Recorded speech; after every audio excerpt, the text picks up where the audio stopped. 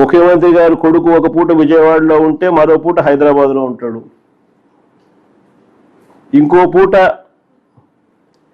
ఈ కొడుకు cricket match కోసం పక్క దేశం వెళ్ళి కొలంబోలో మ్యాచ్ చూస్తాడు రాత్రికి. మరుసటి రోజు ఉదయం మళ్ళీ విజయవాడలో ఉంటాడు. మళ్ళీ ఆ సాయంత్రం విజయవాడ నుంచి ఢిల్లీకి పోతాడు. అంతే ప్రైవేట్ విమానాలే.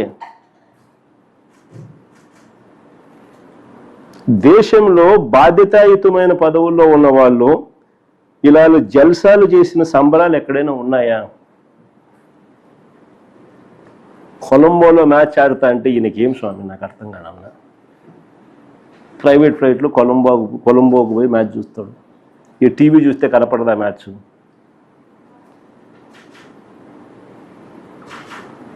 సరే క్రికెట్ అభిమానివే అనుకో, టీవీ చూస్తే కనపడదా?